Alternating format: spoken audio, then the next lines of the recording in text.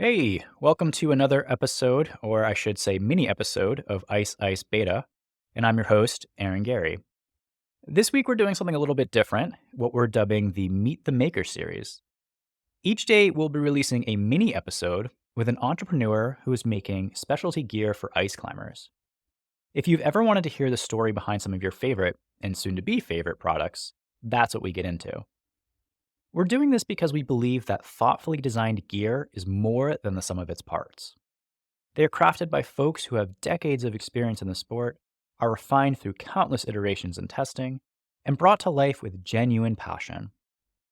I personally really enjoy hearing what inspired someone to start something and what led to certain design decisions. And hopefully you find that interesting too. On today's mini episode, we talk with Doug Heinrich of Aniiu. Stick around to the end to learn about the giveaway and discount code. Hey, Doug. Thanks so much for being here today. It's a pleasure. I'm super stoked. We're here to talk about specialized ice climbing gloves. And along those lines, what is the elevator pitch for Aniiu?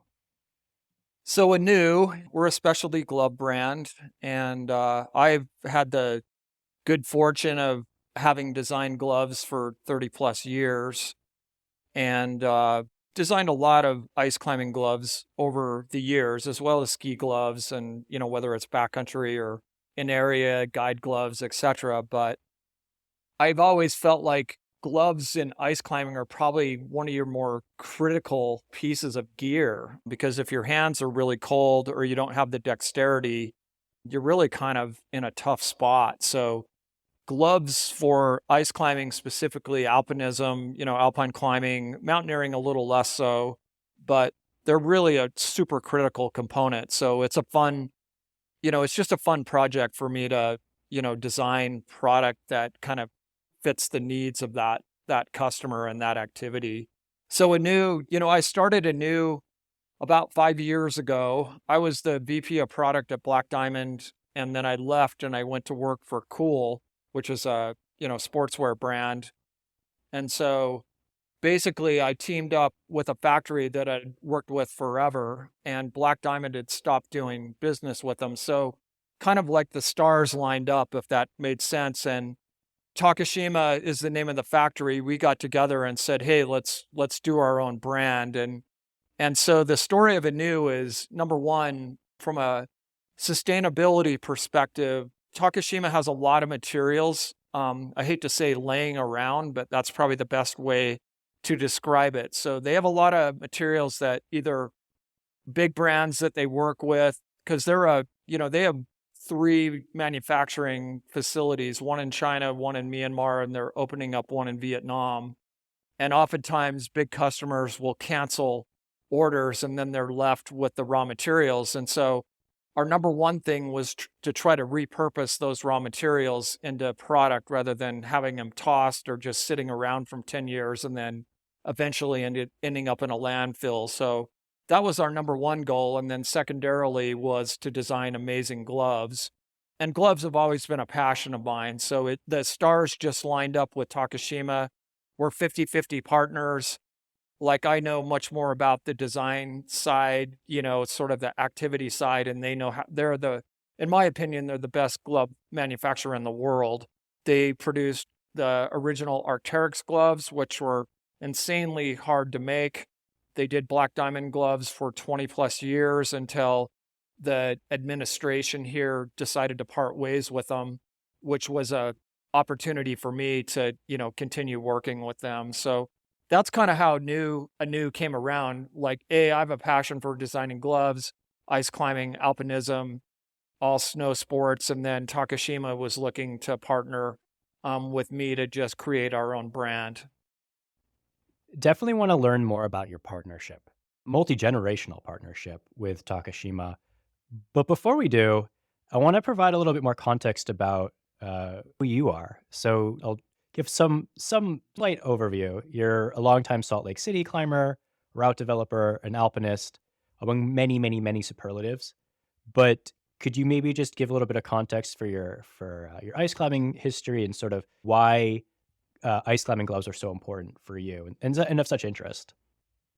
Yeah, I would say, I grew up in Salt Lake City. So I started climbing at a really young age for that. I mean, gyms obviously didn't exist back then. So I started as an alpinist mountaineer. And when I was 12 years old, I did the Grand Teton with a friend of mine from Idaho. I actually took a train to Pocatello and he picked me up. He was 14 and they had a huge farm and so he could drive. And so we had no idea what we were doing, to be honest, but we figured out a way to climb the Grand Teton when we were 12 and 14 years old.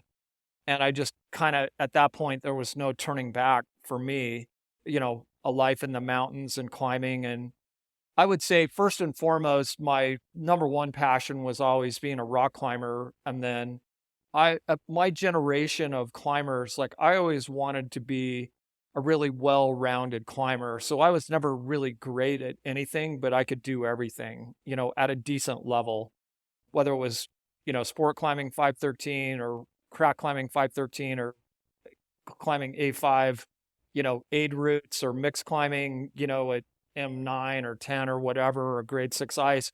My goal was always just to be a super well-rounded climber, but I was never amazing at anything. I could just do everything. And that's kind of my generation of climbers. Like Mug Stump was one of my big mentors. Alex Lowe, I climbed with a lot. Conrad Anker and I grew up climbing together with Seth Shaw. And I think our goal, of that generation really was just to be able just to have the skills to just do lots and lots of different types of climbing in different environments. So I guess to sum it up, I've been a lifelong climber. I think the beauty of climbing is that there's just so many facets to it, so many different types of climbing that you should really never get bored, because, once you quasi master or you get proficient at one skill, you just go to the other one and it's a whole new learning process. So as far as related to gloves, like, to be honest, like in the 90s, no one was making good gloves, like the late 80s, 90s. And I basically just started making gloves for myself because I didn't like any of them. And I kind of just would cobble together gloves. And then, whether it was Alex Lowe or Seth or Conrad or anyone, we would just try them. And that just evolved into making commercial product. And obviously, I've worked with Will for decades, Will Gadd, and he's always great with feedback. And same with Raphael Slavinsky. They've been on the BD team for, God, 30 years or something. So we have really great feedback, or I've had great field testers and, people that are at the top of the sport giving feedback. But I would say the main thing with ice climbing gloves in particular is you need quite a few gloves. I would say at a minimum, you really need 4 gloves when you go out. And it really just depends on the conditions and what you're doing. Like I swap out gloves a lot on routes. Like if I'm climbing, standard ice, I can use a bigger glove that's warmer. Obviously, everyone's climbing leashless now, thank goodness, because your hands stay a lot warmer and you can use a thinner glove because you can shake out. In the old days when people were using leashes, the leashes would kind of cut off your circulation. And so as a general rule, people were they weren't really hanging on to the tools. They were kind of letting the leash support them. And you would end up using a kind of a puffier glove with more insulation back in that era. But ever since the leashless climbing has come out, people are climbing in thinner, more dexterous gloves, which obviously makes putting screws in much faster. You're not tied to the tool like you were in the old days, etc. So I would say, the one thing with ice climbing gloves specifically is, if I'm doing a mixed pitch, I'm definitely wearing a different glove than if I'm doing standard ice. And then if I do a harder pitch, like let's just say it's like a grade 6, pillar or something, I'll usually switch to a lighter glove that I can be a bit more precise. So like I said, I think, when you're out ice climbing, you definitely want to have 3 or 4 pairs of gloves. And if you just bring a small pack, you can just reload, especially if you're climbing in Utah, where we get a lot of wet conditions here, mainly because we have pretty big temperature fluctuations. So we just have more water that's running in our areas versus like the Rockies. And so people get their gloves wet quite a lot here. So they just toss them in the bottom of the pack and pull out a new pair. Well, speaking of 3 to 4 different types of gloves, that's generally about what you have in your lineup, and it seems like the Vincent Neo cuff, the one that has the extended cuff, is sort of the most particular to ice climbing. Do you wanna talk about that, and then we can talk about the other ones? Yeah. So the Benson, the one issue that you have with ice climbing is you have your hands up high over your head. And a lot of times, some people will take like a base layer with a thumb loop and put it inside their glove. I've found over it can kind of cut into your thumb and kind of be annoying. And then it adds a layer of bulk. And it's a good way to seal off your wrist because you want to keep your wrist warm. That's like the main place where you lose heat is in your wrist and then in your head, right? And if you've got a helmet on with a balaclava or whatever, a hat, some type of beanie, you basically to stay warm, you want to keep your feet warm, your hands warm, and your head warm, and then the rest of your body will follow suit. So the neocuff was really designed to put that extended neoprene gauntlet, which would say, it stays really snug to your wrist. And advantage of that is it's a lightweight glove with an extended neocluff, so you never get that gap when you're reaching up high or swinging where there's a gap between your shell or whatever your outer layer is and the glove itself, which always happens. You either have a thumb loop that you've put inside the glove or you get that gap. There's no way around it. Like you can tighten down the Velcro as tight as you can, and I guarantee you when you get to the top of the pitch, you're going to look down and go, there's a gap there and my wrist is getting cold. So that is a very lightweight glove with that extended cuff. The disadvantage of it is it's harder to take off. So I don't really recommend that you take your gloves off very often unless you're swapping them out. So if you're used to pulling your gloves on and off all the time, you may not like that glove. And I've just sort of trained myself not to take my gloves off. Like I hardly ever take them off unless I'm at a belay and I'm swapping them out. So that's more of a learned thing over time. But the neoprene is really flexible. It keeps your wrist warm. It keeps the elements out. And again, it's a very lightweight, supple glove that has, a really good tactile feel for gripping the tools and putting screws in easily. Maybe I'm incorrect, but I also I believe I read that the neoprene, because it's a little bit tighter fit, it can kind of act like a compression sleeve or sock. For sure.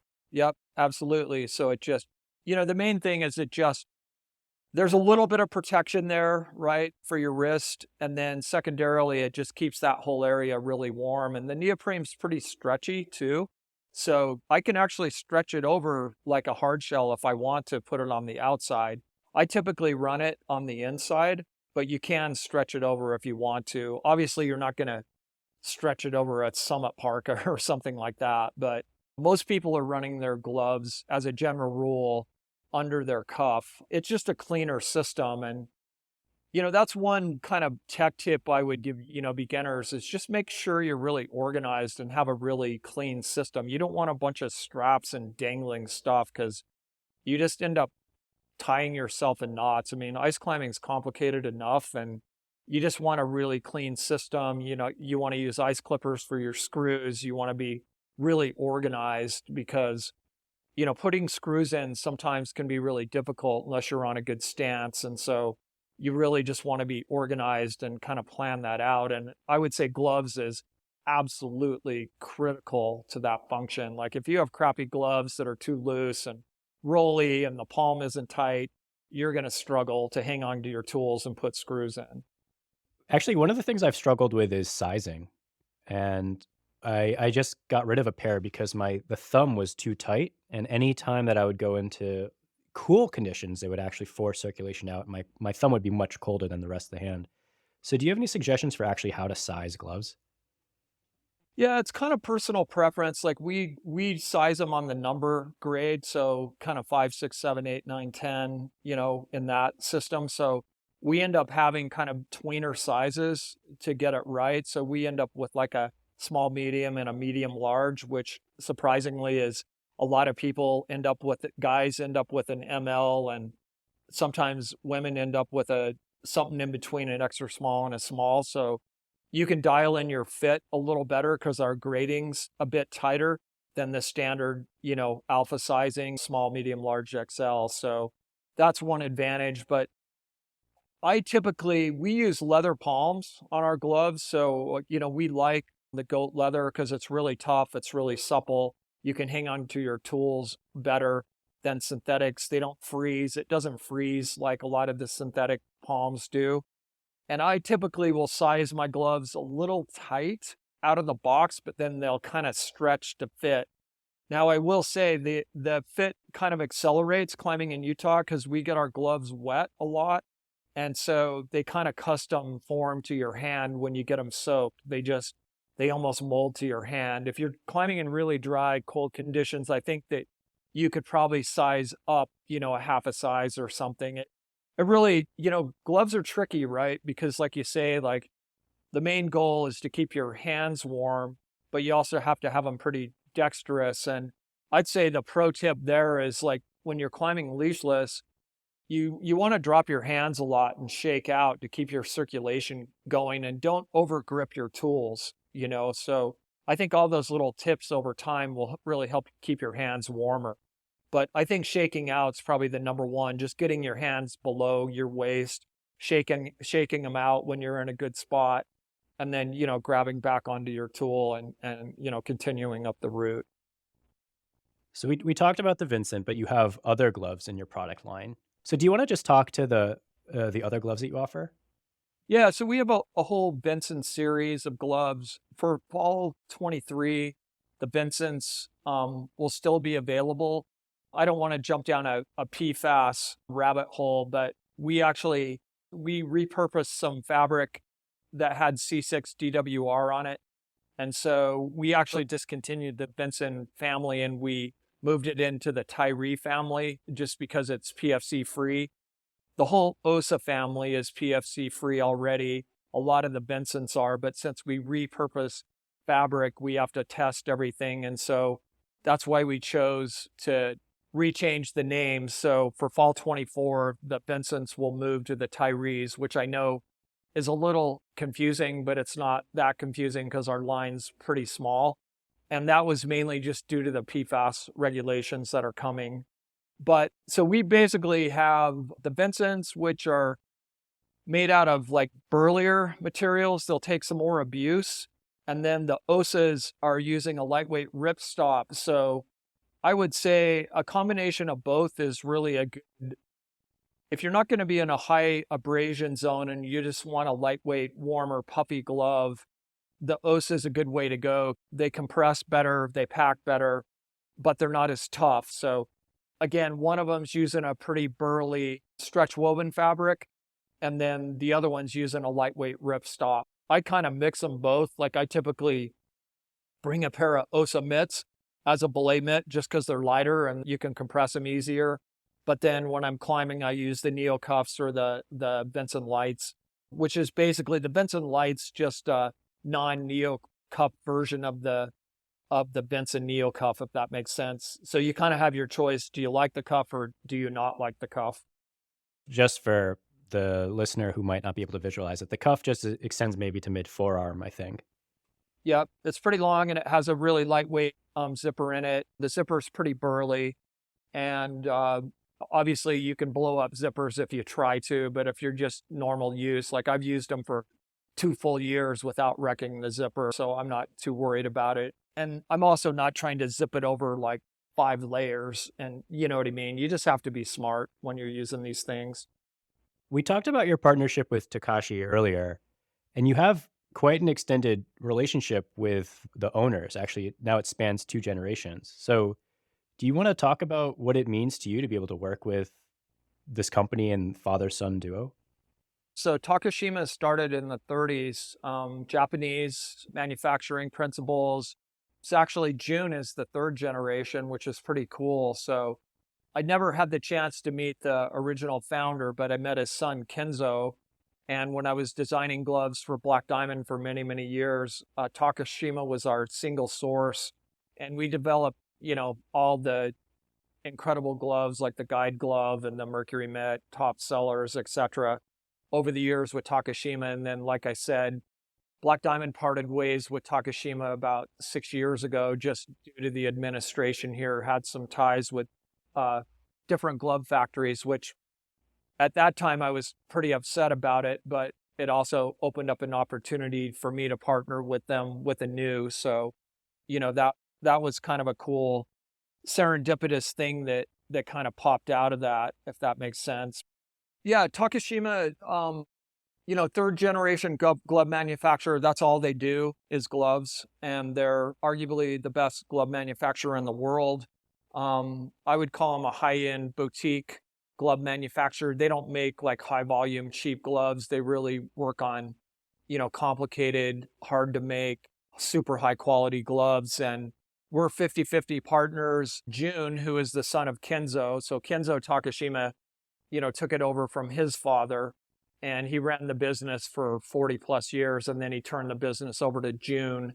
He's been running it for the last 5 or 6, well, maybe 5 or 6 years.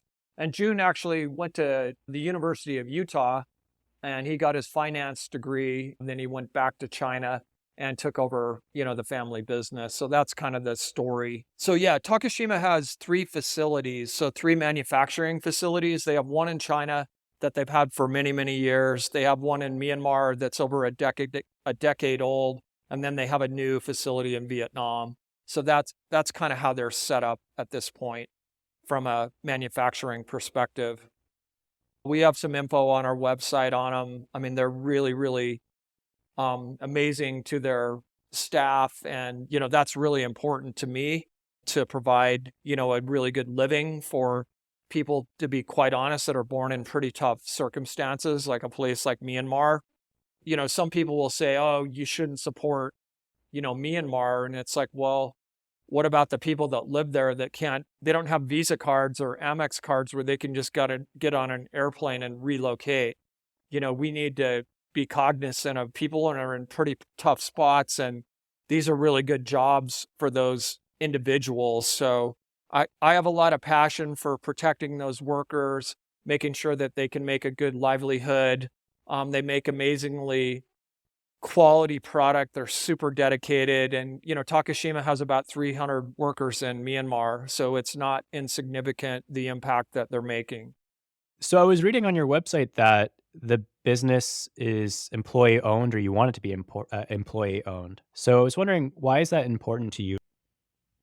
I just feel like, when people dedicate their time and energy into anything, whatever it is, I think when people have equity in something, they're just all in, right? So as we grow as an organization, we're tiny right now. I mean, it takes time to create a business, to get off the ground, to create the product. But as we grow and we add employees, I just want to make sure that they have stake in the company.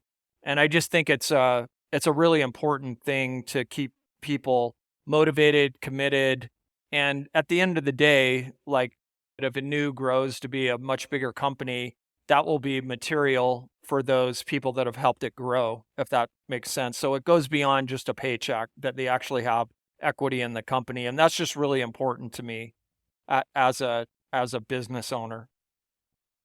The gloves sound awesome, but obviously being able to see them in person and try them on and figure out your fit is important. So where can people see your gloves, and are you doing any festivals this winter?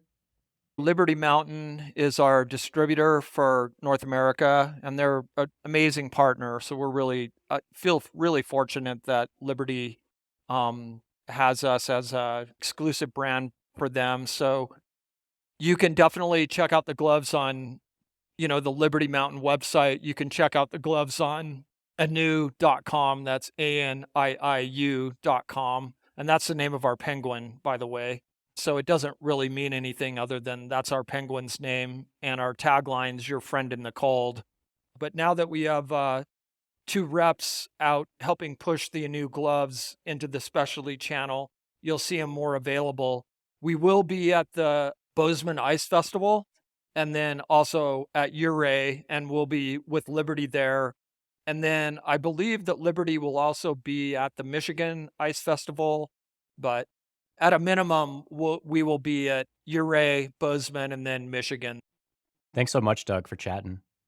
Yeah, absolutely. I appreciate you reaching out, and I'm really stoked that you're, um, getting this the Ice Beta podcast off the ground. I mean, you're spreading the love of ice climbing, which I'm really stoked about.